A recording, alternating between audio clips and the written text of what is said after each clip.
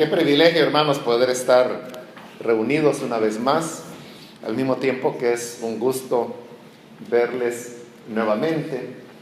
Y aquellos pues que es quizá primera vez que asisten a estos retiros, les damos la bienvenida y esperamos que puedan recibir algo de provecho durante los días que estaremos acá. Como pues ya dijo Saúl, mañana se estará saludando a las diferentes iglesias que han llegado y están acá presentes, de manera pues que voy a pasar a leer la palabra del Señor, y para eso les invito a que nuevamente se pongan en pie para leer el pasaje en el cual estaremos reflexionando en esta oportunidad. El Evangelio de Juan, capítulo 1, versículo 40 en adelante, nos dice: Andrés, hermano de Simón Pedro, era uno de los dos que habían oído a Juan y habían seguido a Jesús. Este halló primero a su hermano Simón y le dijo: hemos hallado al Mesías, que traducido es el Cristo. Y le trajo a Jesús, y mirándole Jesús dijo: tú eres Simón, hijo de Jonás, tú serás llamado Cefas, que quiere decir Pedro.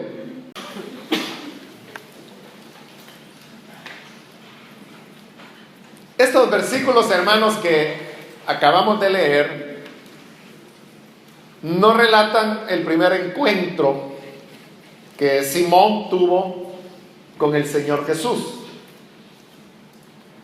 Vemos que las cosas se habían dado de una manera inesperada. Simón no tenía idea de quién era Jesús, del recorrido que él había traído, aunque realmente aquí pues es el inicio de su ministerio, cuando él está comenzando a reclutar a sus primeros discípulos, y entre ellos precisamente se encuentra Simón. En el encuentro vemos que Pedro no habla, es decir, en el pasaje que hemos leído es Jesús quien hablan todos menos Simón. Habla Andrés, su hermano, habla Jesús, pero no vemos que Simón haya dicho ni una palabra, ni en respuesta a lo que su hermano Andrés le decía, y tampoco en respuesta a lo que Jesús le dijo. Curioso, porque el carácter de Simón era el de una persona extrovertida, que realmente hablaba sin pensar las cosas, ¿no? A veces decía algo y eso lo llevaba a problemas, y hasta que ya había dicho las cosas o había hecho algunas, él caía en la cuenta que no había estado muy bien lo que él decía. Es decir, era muy impulsivo, alguien que reaccionaba ante las primeras condiciones o elementos que le crearan a él algún tipo de emoción. No que reaccionara mal o que fuera alguien hiriente, porque nunca encontramos en Simón que haya tenido un choque, un roce, o que haya hablado mal. Eran cosas sinceras de él, como cuando le dijo a Jesús al final del ministerio: Señor, aunque todos te nieguen, yo no te negaré. Y eso era muy, muy sincero de parte de Simón. Pero él no estaba pensando las consecuencias, y a pesar que el Señor le decía, o sea, todos me van a abandonar. Y entonces Simón decía: no, pero yo no. Y le decía: Simón, a donde yo voy tú no puedes venir ahora. ¿Y por qué no puedo ir, Señor? Entonces, ese tipo de reacción que él hacía pues sin mayor reflexión, es a lo que me refiero cuando digo que era alguien que respondía sin pensar, o sea, no mal, pero sí de su corazón, que era con mucha sinceridad, pero sin valorar todo lo que representaba lo que él estaba diciendo. Es decir, Simón era alguien de pensamiento superficial, diríamos. Él no era alguien analítico que se ponía a reflexionar sobre la profundidad de algunas cosas o de todas las cosas, y menos por las que tenían que ver con Jesús. Y por eso él reaccionaba de esa manera. Por eso digo, es curioso que acá no habla Simón en todo esto. No es como en el caso de Felipe, que es el relato que sigue a continuación, que va a llamar a Natanael.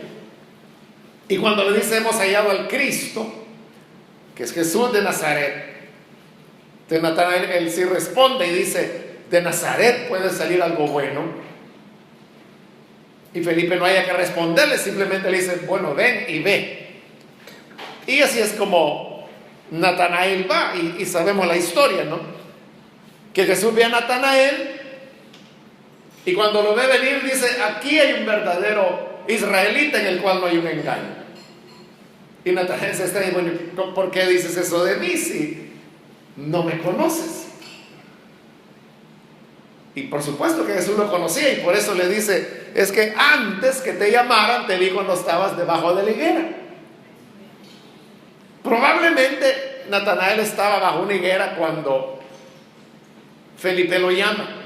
Entonces ahí es donde él se da cuenta que Jesús lo sabía todo, y en ese momento es que él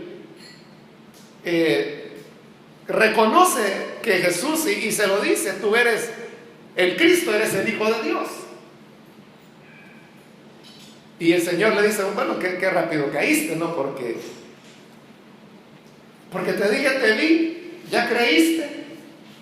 Eso no es nada, le dijo, porque de ahora en adelante verás el cielo abierto y ángeles que suben y bajan sobre el Hijo del Hombre. Entonces, como diciéndole con una cosa muy pequeñita, creíste solo porque te dije, te vi, ya creíste. Pero muchas cosas ellos habrían de ver. Bueno, ese es Natanael respondiendo. Y vemos que Natanael fue bastante impulsivo, ¿no? Cuando le dice, bueno, ¿y tú cómo es que me conoces? Pero el caso de Pedro no es diferente. O sea, a Pedro también. Si pudiéramos decir que Jesús le adivinó a Natanael, y exactamente lo mismo es que hizo con Pedro. O sea, porque ve venir a Pedro y le dice, tú eres Pedro, hijo de Jonás, y serás llamado Cefas, que era arameo, que era la lengua que Jesús hablaba y sus discípulos, y que traducido al griego es Pedro. Pero no vemos ninguna reacción en Pedro. Y ahí termina el relato. O sea, no se nos dice, de Natanael se nos dice que creyó, de Pedro no se nos dice que haya creído, si le impresionó, si no le impresionó. Es un Simón que está guardando silencio acá. Bueno, aparte de esa curiosidad, quiero llamar su atención a las palabras que Jesús le dice. Andrés fue a traer a Simón, y el 42 dice, le trajo a Jesús, aparentemente pues sin objeción, como había sido en el caso de Natanael. Y mirándole Jesús, le dijo, tú eres Simón, hijo de Jonás, tú serás llamado Cefas, que quiere decir Pedro.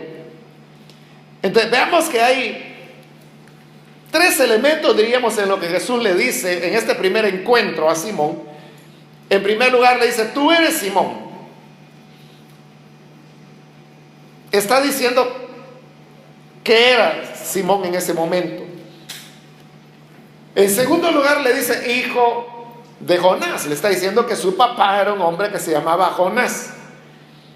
Y el tercer elemento es cuando le dice, tú serás llamado Cefas, que es Pedro. Y le está diciendo lo que será futuro. Entonces, hay dos elementos ahí. En primer lugar, Jesús le está diciendo quién era él. O sea, tú eres Simón. Pero después le dice lo que él llegará a hacer. Tú serás. Primero le dice, tú eres, luego tú serás llamado Cefas, que quiere decir Pedro. Es decir, en esa sola frase Jesús le está diciendo que lo que él era en ese momento era el punto de partida, pero le está también ya anunciando cuál es el punto de llegada. Y el punto de llegada es que él llegará a ser Pedro. O sea, de hecho nosotros no lo conocemos como Simón. Y si hablamos de Simón, pues hay varios Simón que aparecen en el Nuevo Testamento. De hecho, había otro de los 12 apóstoles que también se llamaba Simón y que no era Pedro. A este lo conocemos por Pedro. Es decir, no lo conocemos por lo que él era en este momento, en el punto de partida que Jesús lo encuentra. Lo conocemos por lo que Jesús hizo de él.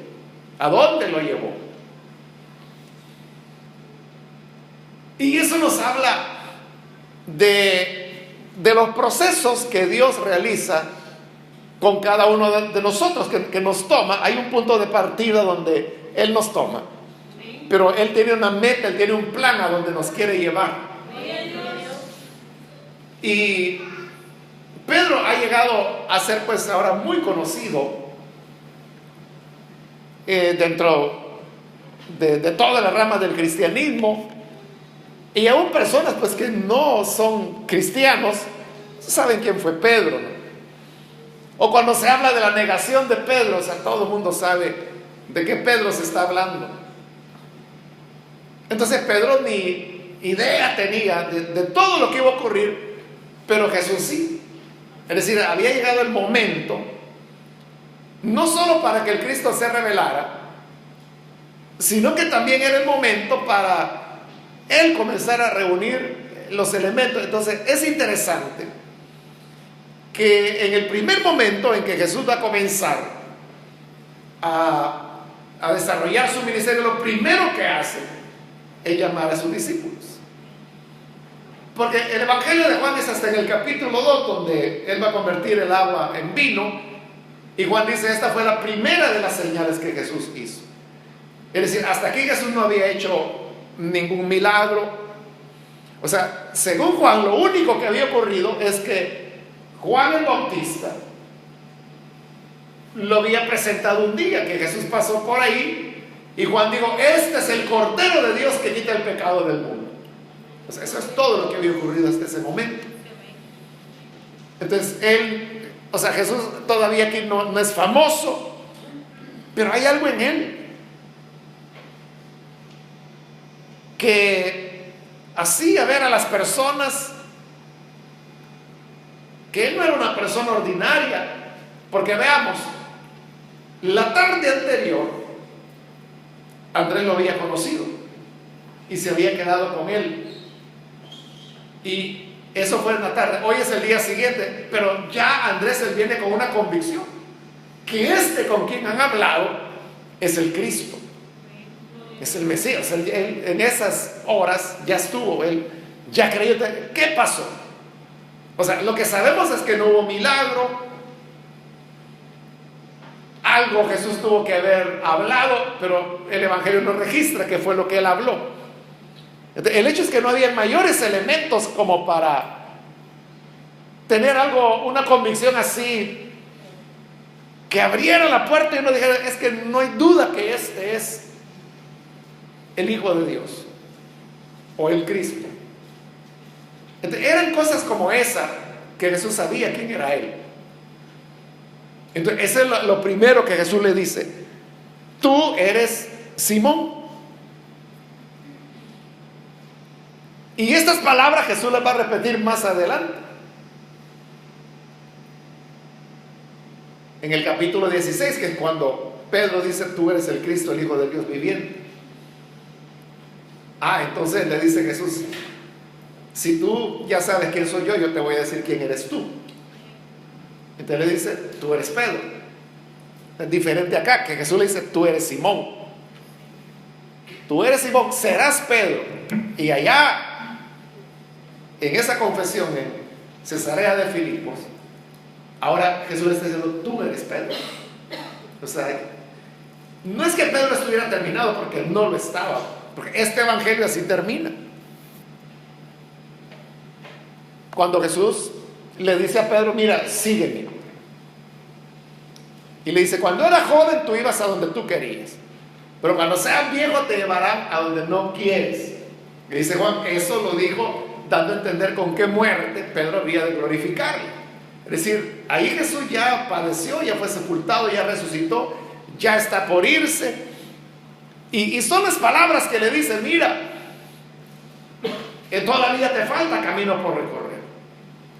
Entonces, eso serás, Pedro, es algo que iba a tomar su tiempo, pero este es el inicio. Pero el inicio tú eres Simón. Entonces, al decirle, tú eres Simón, le estaba diciendo quién era él en ese momento.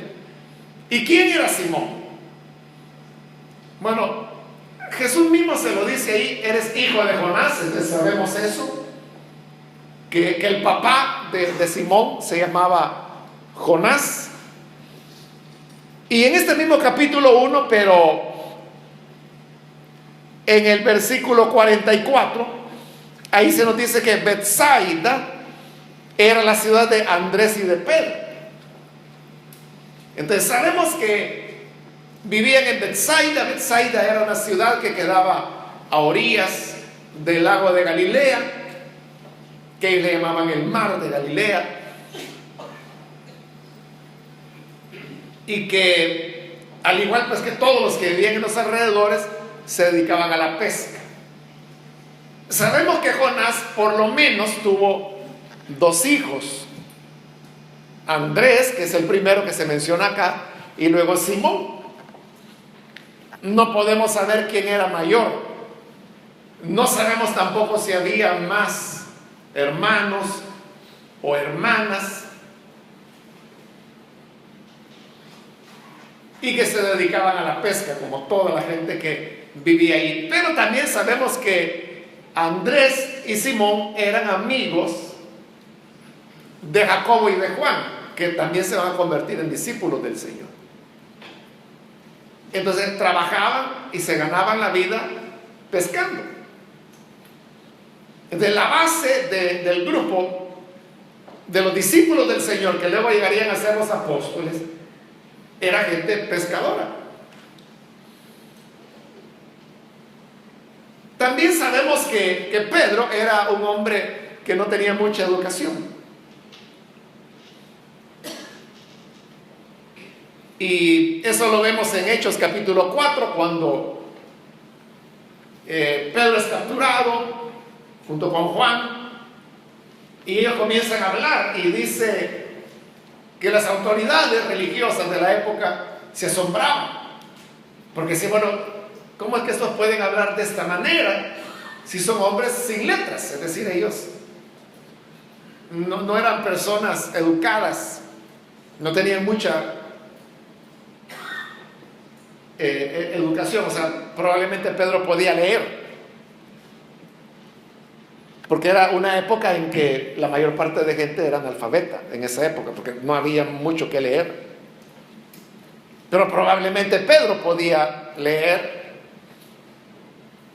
y consecuentemente escribir, pero probablemente hasta ahí llegaba la educación de él. Y tampoco era un hombre de un gran genio, como ya lo dije, él no era así de alguien dado a hacer análisis y pensar. Y por eso es que en la carta que se le atribuye a él, que se llama Pedro, ahí mismo reconoce y dice que el hermano Pablo, refiriéndose a Pablo, ha escrito, dice, cosas que son difíciles de entender y que los indoctos tuercen, igual que las demás escrituras. Entonces es un reconocimiento que no entendía lo que Pablo escribía. Y lo que Pablo escribía es lo que tenemos nosotros ahora ahí en la Biblia. Que no es que nosotros lo entendamos totalmente, pero por lo menos pues algo, ¿verdad? Porque de ahí es de donde enseñamos. Y de ahí donde entendemos cómo es el Evangelio.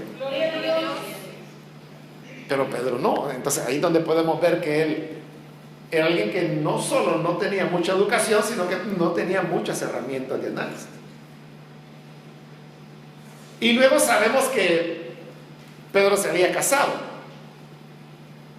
y que vivía con su suegra y que vivía en Capernaum, que estaba siempre cerca. Entonces uno podría pensar que si ellos eran de Betsaida y Pedro vivía con la suegra, entonces como que él conoció a su esposa en Capernaum y luego al casarse se trasladó a vivir en casa de la suegra, que es donde Jesús va a sanar a la suegra de Pedro. Bueno, eso es lo poco, ¿no?, que sabemos acerca de Pedro. Pero entonces, al ver esto, nosotros vemos que Pedro era una persona pobre, trabajadora, que lo que sabía era pescar, aunque las 2 veces que aparece pescando en la escritura, en ninguna agarra ni un pez. Pero de eso más o menos vivía él, que no era educado. Es decir, él era una persona que no tenía muchas cualidades. Y que si uno, hermano, pensara en elegir, que es lo que Jesús está haciendo acá, está eligiendo a sus discípulos. Depende para qué usted quiere elegir personas. Cuando nosotros pensamos, por ejemplo, en elegir hermanos o hermanas para diversas funciones dentro de la iglesia, ¿en qué pensamos? Entonces buscamos aspectos como que tengan ciertas cualidades. Pero eso buscamos, cualidades. Y eso es lo que Pedro no tenía.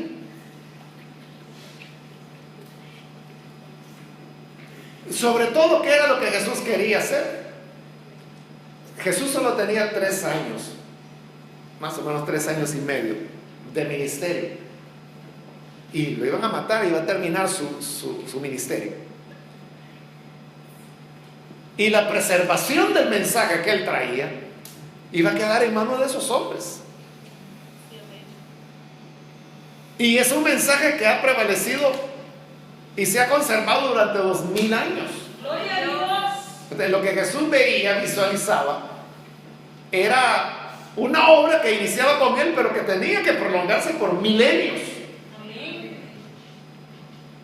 Entonces, si a nosotros nos dieran ese reto y nos dijeran, mire, usted tiene que levantar una enseñanza nueva, pero solo tiene 3 años para hacerlo, y luego se termina su vida, lo van a matar, usted va a desaparecer, y quedará en manos de los que usted logre formar en esos 3 años la preservación y la continuación del mensaje. Y usted tiene libertad de escoger a quiénes. Entonces, nosotros quizás buscaríamos a las personas más capacitadas, a filósofos, a teólogos, a doctores y no sé qué cosas. O sea, es lo que haríamos, y pediríamos currículum para comenzar a ver qué estudios tiene, cuánta experiencia. Usted puede trabajar bajo presión, puede hacer trabajo de equipo, no puede. O sea, eso es en lo que nosotros pensaríamos. Pero Jesús paradójicamente comienza con una persona que era lo que hemos descrito, ¿no? Alguien de quien, o sea, no sabíamos nada en absoluto de Simón, si no fuera porque Jesús lo llamó y porque Jesús le dijo que él iba a hacer algo de él, algo diferente, que hasta el nombre le cambió. Entonces, si es así, significa que Jesús entonces puede utilizar cualquier materia prima para hacer lo que Él quiere que nosotros seamos. ¡Gloria a Dios! Y así como Jesús le dijo, tú eres Simón, o sea, Él sabía quién era Simón, también Él sabe quiénes somos cada uno de nosotros. Así como nosotros nos conocemos a nosotros mismos. Porque la historia de su vida usted la conoce. Y hay aspectos de la historia de su vida que otras personas conocen, pero hay aspectos que no conocen. Y probablemente quizás ni la familia conoce ciertos episodios o pasajes de su vida.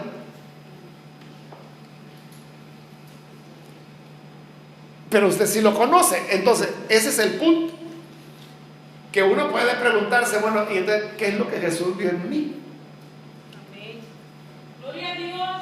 Para que Él me pudiera escoger. Entonces, como uno conoce lo que uno es, su vida, sus bajezas, sus debilidades, sus pecados, entonces uno dice, bueno, y Jesús no pudo haber encontrado otra persona mejor calificada, o que fuera más santo, o quizá usted mismo ve a otros hermanos, otras hermanas, y dice, bueno, así como esa persona, quizá sería una persona que le pudiera servir mejor a Jesús.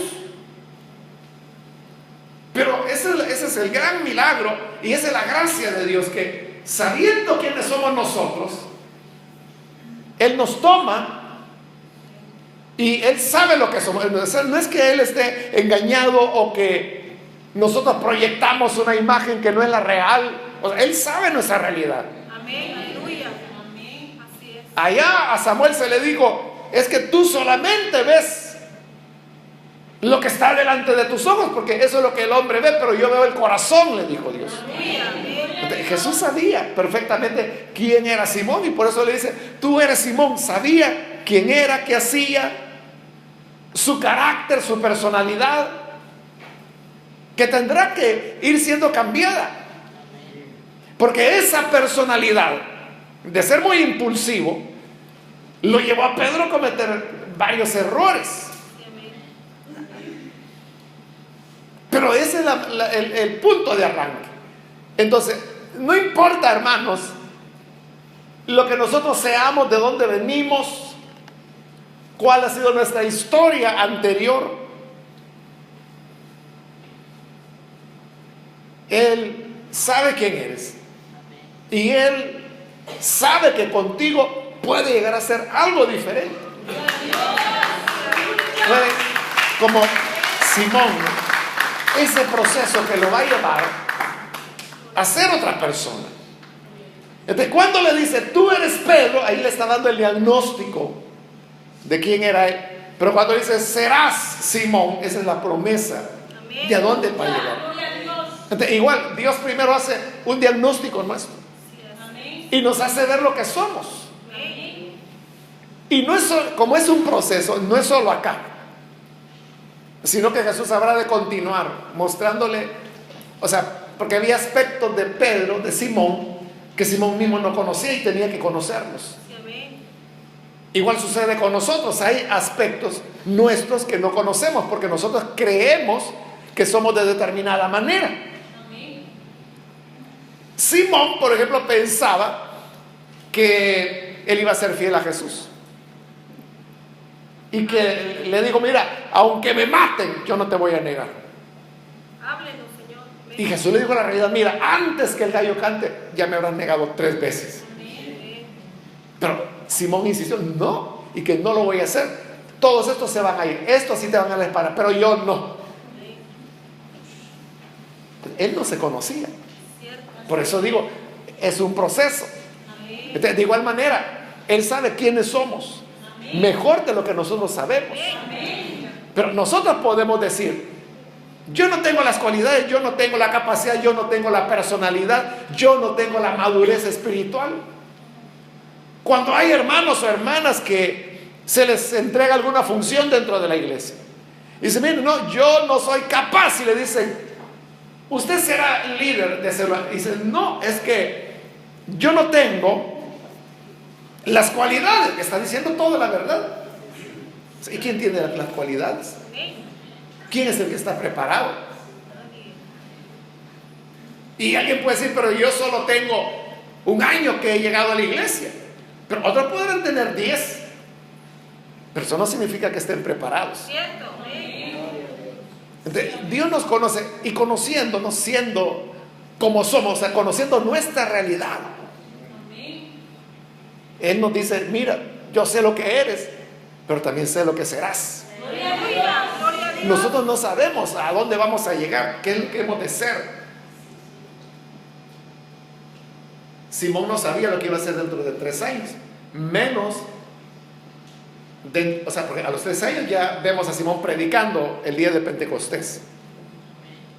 Luego dentro de 10, dentro de 20 años. Y Jesús sí lo sabía, al punto que en la despedida Jesús le hizo alguna alusión de con qué muerte lo iba a glorificar. Es decir, Jesús sabía que Pedro iba a ser martirizado, por eso le dijo: mira, ahora tú no me puedes seguir, pero me seguirás después. Pero ese después fueron décadas después, Sí, amén. en donde él tuvo que continuar creciendo. Entonces, si nosotros, hermanos, nos preguntamos que ¿a dónde vamos a llegar? No lo sabemos. Y si lo supiéramos, por eso es que Dios no permite que lo sepamos. Sí, amén. Porque si lo supiéramos, nos acobardaríamos. Sí, aleluya. En el primer momento le diríamos: no. Eso es lo que le ocurrió a Moisés. Que Dios se le aparece a Moisés y de un solo le dice lo que va a hacer. Dice: mira, tú vas a sacar a mi pueblo y lo vas a llevar a una tierra que yo he prometido que fluye leche y miel. Y prueba de eso es que aquí, en este monte, me vas a adorar cuando ya vengas con ese pueblo. O sea, de una vez le digo. ¿Y cuál fue la reacción de Moisés? No, Señor, yo no, le digo. Manda a quien tengas que mandar. Dice que te equivocas. Yo no soy esa persona. Y dice: es que yo iré contigo. Sí, pero yo no puedo hablar. Bueno, ahí va tu hermano que va a hablar por ti. Sí, pero yo no sé quién eres. Ah, bueno, me presento. Me llamo Yo Soy. Y cuando los ancianos me pregunten quién te llamó, así diles: Yo soy. Se me apareció y me dijo: he venido para liberar a mi pueblo. Pero ellos no me van a creer. Ah, bueno, entonces te voy a dar milagros. Tira tu vara y la convierte en serpiente. Tómala de la cola y se convierte en vara de nuevo. Ahora mete tu mano en el seno, la mete y la saca. Está leprosa. ¡Ay!, grita Moisés. Tranquilo, vuelve a meter y está sana de nuevo. Vale. Con esa señal le va a decir y te van a creer. Pero ¿cuál es la reacción de Moisés? No puede ser. O sea, yo no soy la persona. Y uno preguntaría: si Moisés no era la persona indicada, ¿quién era? O sea, no había nadie que pudiera hacerlo. Por eso Jesús no nos dice nada mejor. Y nos toma, pero ¿a dónde vamos a llegar? ¿Qué vamos a llegar a hacer? No lo sabemos. Solo sabemos que está la promesa. Eres Simón, diagnóstico. Serás Pedro. Es la promesa. Él no nos ha traído, hermanos, a halagar al evangelio, sino que nos ha traído para que nosotros podamos cumplir un propósito. A Pablo también se lo dijo claro: mira, yo me he aparecido a ti para que tú me seas testigo delante de los gentiles y para que los traslades del reino de las tinieblas al reino de la luz. O sea, de una vez se lo dijo. Pero a Simón no. Solo digo: mira, serás Pedro. Pero ¿y eso qué significaba? Entonces, no importa, hermanos, lo que sabemos, lo que no sabemos, el nivel de educación que tengamos, no importa cuáles sean los fracasos que hemos tenido en la vida pasada. Lo importante es que lo que somos el punto de partida. Pero de ahí el Señor nos llevará en su proceso. Ese es el primer elemento. El segundo elemento, después de haberle dicho: tú eres Simón, le dice: hijo de Jonás. O sea, le está diciendo quién era su papá. Se llamaba Jonás, que obviamente no tiene nada que ver con el profeta Jonás. Tenían el mismo nombre, nada más. Entonces, es decir que Jesús conocía a su familia. Y Jesús también conoce la familia de cada uno de nosotros. no sabemos nada, o sea, si apenas sabemos que Pedro estaba casado, ni sabemos cómo se llamaba la esposa de Pedro, menos cómo era su familia, menos podemos decir cómo era la casa de su padre, no de Jonás. Ya dije, no sabemos si habían más hijos, si habían hijas, que normalmente no se mencionaban a los hombres solamente. Pero el hecho es que Jesús sabía quién era su padre. Entonces también Él conoce cuál es nuestra familia, cómo es nuestra familia.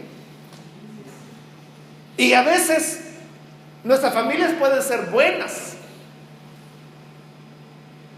Puede ser una familia y a veces no llega ni a familia. Y son aquellas personas que saben que tuvieron papá porque si no, no vivieran, ¿no? Pero nunca han conocido a ese padre, ¿no? No saben quién es. O si lo conocieron, saben que fue un irresponsable, ¿no? O hay de todo en la vida, ¿no? Pero la cuestión es que cualquiera sea la familia de la cual nosotros provenimos, Jesús la conoce. Y Él dice, me eres útil. Dentro de, por ejemplo, la Iglesia Católica, alguien que sea de una familia, por ejemplo, un hijo que nació de una pareja que no están casados, ese hijo llega a ser joven, no puede aspirar al sacerdocio, porque no viene de una familia constituida, ¿no? Como se llamaba antiguamente, un hijo ilegítimo. Entonces no puede, porque para la Iglesia Católica esa persona no reúne las condiciones familiares para poder aspirar al sacerdocio. Y a veces ese elemento lo extienden a las áreas educativas. Me recuerdo hace años ya una hermana en la iglesia que tenía dos hijas, dos niñas, y ella quería matricularlas en un colegio que era católico, porque quería que sus hijas tuvieran una buena educación. Entonces fue, y ya estando tuvo que pasar con la directora, que era una monja, y era una entrevista para poder matricular a las niñas. Y entonces le dice, ¿y sus niñas ya hicieron la primera comunión? No. ¿Y sus niñas han sido bautizadas? Sí. ¿En qué parroquia se bautizaron? No, ahí en la iglesia del IN. ¿Y esa cuál es? Le digo, es una iglesia evangélica. Obviamente ya se habían bautizado cuando tenía como 12 años, algo así. Es la imagen que yo tengo. Hoy ellas ya son señoras casadas, hasta hijos tienen ya. Pero la imagen que yo tengo es que eran niñas, así como de 11, 12 años cuando se bautizaron. Entonces no tienen la confirmación, no. ¿Ustedes no son católicos? No. Bueno, entonces lo sentimos, pero no puede. No puede matricular a sus hijas acá, porque esta es una institución católica y solo recibimos católicos.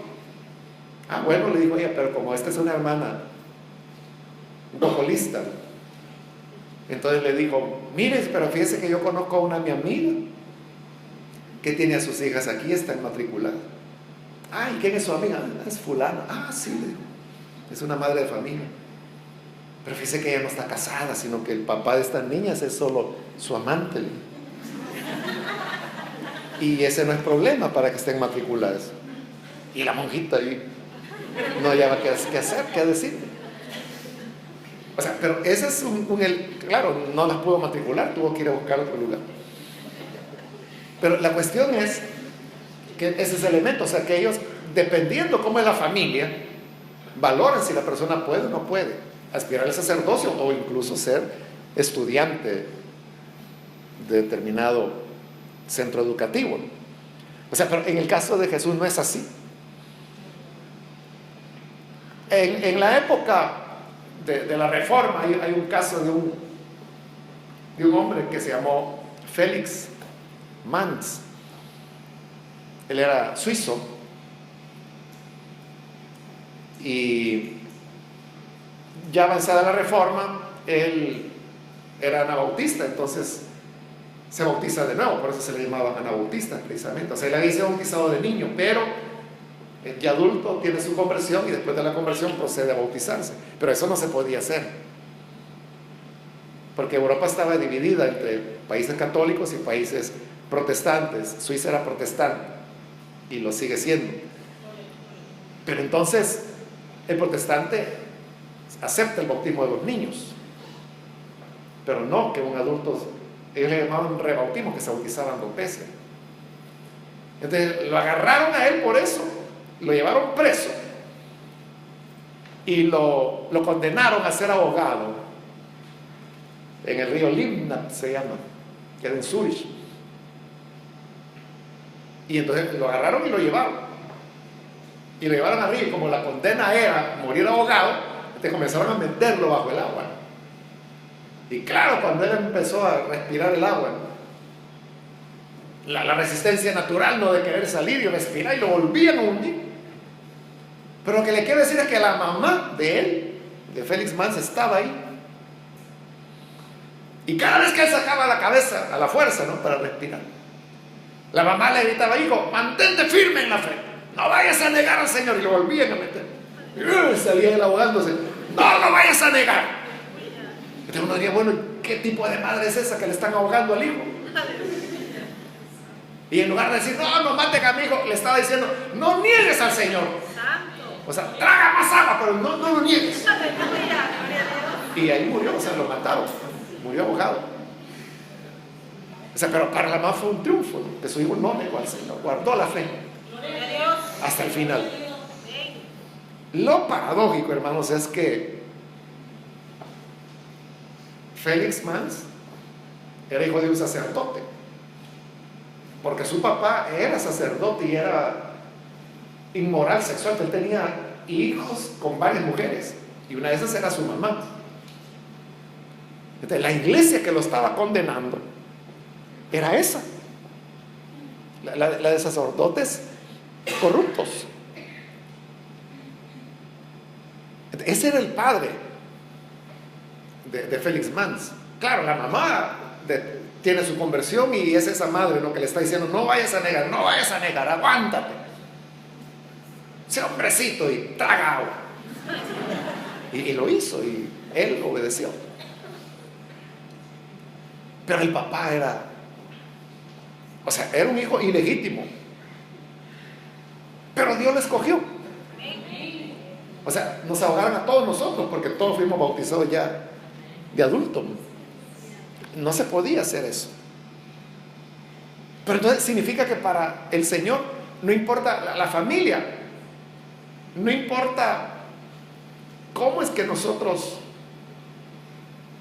hemos nacido.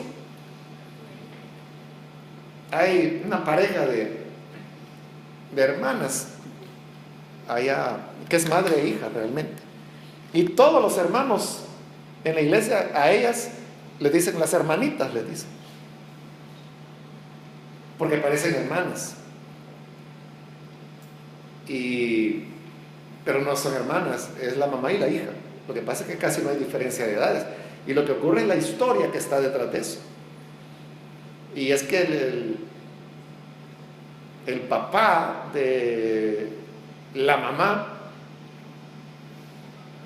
abusó de ella durante años, desde que era niña, y cuando ella tiene su primer periodo queda embarazada, y es donde nace esta niña. Entonces, bueno, ni la niña sabe que su papá es su abuelo y que su madre es la hija de su padre, ¿no? Así es la cosa ahí. Y por eso que los hermanos dicen las hermanitas, porque ella resultó embarazada como a los 13 años. Casi no hay diferencia. Y su hija es ahora, bueno, es una muchacha, como dicen, ella desarrollada, ¿no? Es decir, que ella es niña, pero realmente tiene un cuerpo ya casi de mujer, ¿no? Y se ven como que fueran hermanas. Entonces, por eso todos los hermanos, ahí vienen las hermanitas. Pero las dos sirven al Señor. Y están ahí en la iglesia desde hace O sea, yo sé el caso porque la hermana llegó a pedir consejería y pues yo la ayudé por un buen tiempo a salir adelante y a superar todo lo que ella había vivido en su infancia. Pero la cuestión es de que, la gente no lo sabe, ¿verdad? La gente, las hermanitas les dicen, creen que son hermanas, ¿no? Aunque ella nunca niega que es su hija, en realidad no, pero la gente así les dice. Dios sabe eso, o sea, de dónde nosotros venimos. Y quizás nuestras familias pudieron no haber sido lo mejor. O quizás nos preguntamos, bueno, ¿y mi mamá para qué me trajo? O sea, si me iba a tratar de esta manera, entonces ¿para qué me tuvo? Y tantas preguntas, pero Jesús lo sabe también. O sea, Jesús sabía quién era el padre de Simón, sabía cómo era la familia. Nosotros no sabemos, pero Jesús sí la sabía. Ese es el punto, que Él sabe cómo es nuestro origen, de dónde venimos. Pero aún así Él sabe que puede hacer algo con nosotros.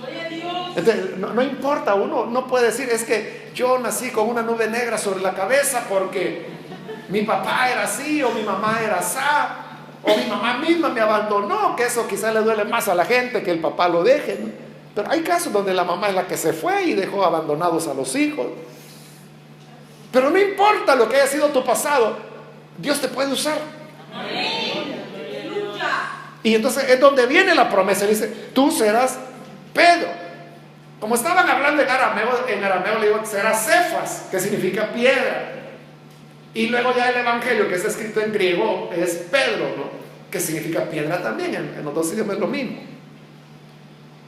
Entonces le está diciendo que él es Simón, pero que va a ser Pedro. Entonces, en el Antiguo Testamento ya habían antecedentes de personas a las cuales Dios les cambiaba nombre, como Abraham, que se convierte en Abraham, Sarai, que se convierte en Sara, Jacob, que se convierte en Israel.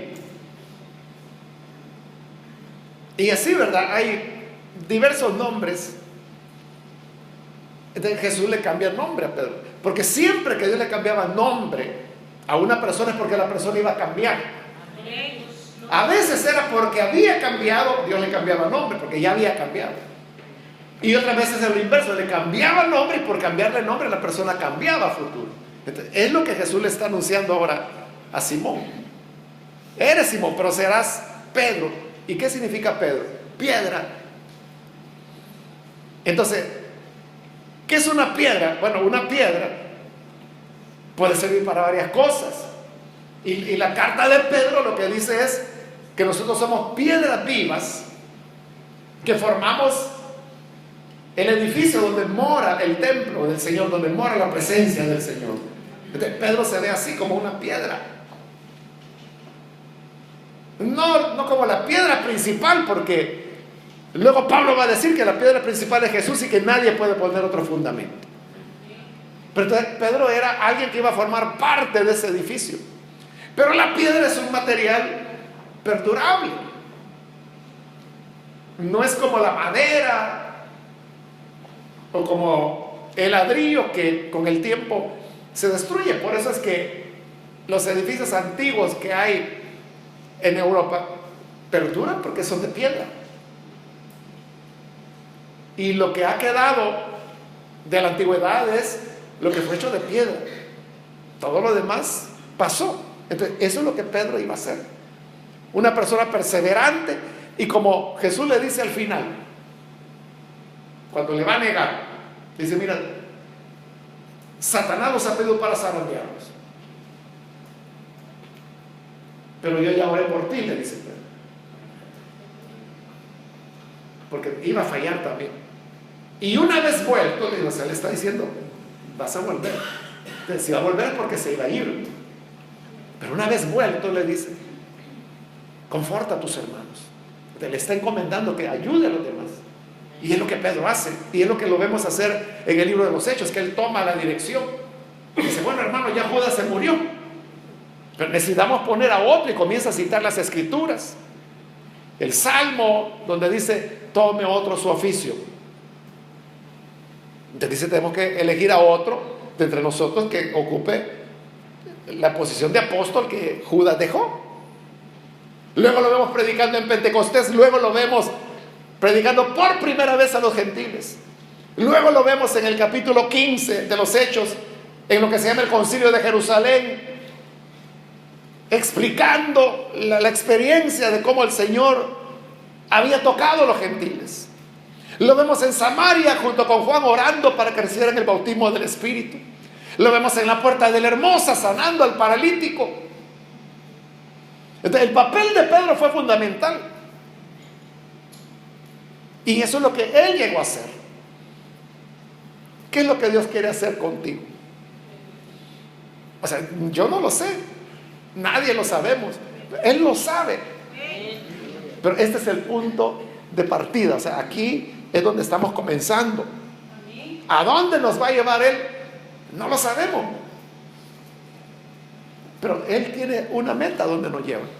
Por eso dije, Él no nos ha traído para dar un paseo por la tierra un rato y luego me lo llevo. Sino que hay una misión que tenemos que desarrollar. Algo que nosotros no sabemos.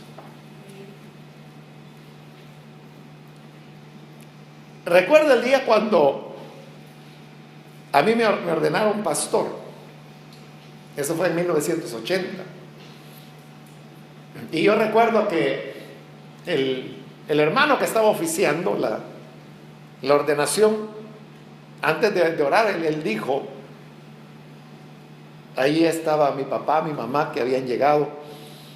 No eran cristianos ellos, y esa era, creo que, segunda vez que asistían a una iglesia evangélica. Y él dijo, no sé si lo dijo por ellos, ¿no? Pero lo que él dijo fue que los hijos vienen y que uno no sabe qué es lo que Dios va a hacer con esos hijos, pero que hay un momento en que Dios los toma y que Dios los lanza. Así digo, Dios los lanza al ministerio. O sea, pero cuando él dijo esas palabras, yo mismo caí en la cuenta, porque todo lo anterior había sido como algo muy, muy intenso. O sea, los años anteriores, que solo habían sido 5, ¿no? Mi conversión en el año 75 y estamos ya en el 80, pero habían sido muy, muy intensos. Entonces, yo no había tenido como tiempo de pensar o de reflexionar. Pero cuando él dijo esas palabras, entonces yo agarré la idea y eso lo dijo cuando yo ya estaba de rodillas, que iban a orar por mí. Entonces, hasta ahí yo lo entendí y dije, bueno, este es el sentido de mi vida, dije. O sea, hasta ahí yo entendí. Entonces, para esto es que existo, o sea, para esto es que nací. Y yo creo que mi mamá lo entendió también, porque después me di cuenta que se había puesto a llorar. ¿Sí? Entonces, es así, ¿verdad? Hay un momento en que uno se da cuenta que Dios tiene un propósito. Y esto no solo fue con Pérez, con todo. Entonces, ¿a dónde vamos a llegar? No lo sabemos, hermanos. Solo el tiempo lo va a decir. Nosotros lo que tenemos que hacer es continuar. Es un proceso, claro. Y en el proceso habrán cosas buenas, cosas malas, errores, equivocaciones, cosas que dijimos que no estaban bien, cosas que estaban bien pero que no dijimos. O sea, como Pedro, ¿no? O sea, se hundió, negó al Señor. Jesús le dijo, apártate de mí, Satanás.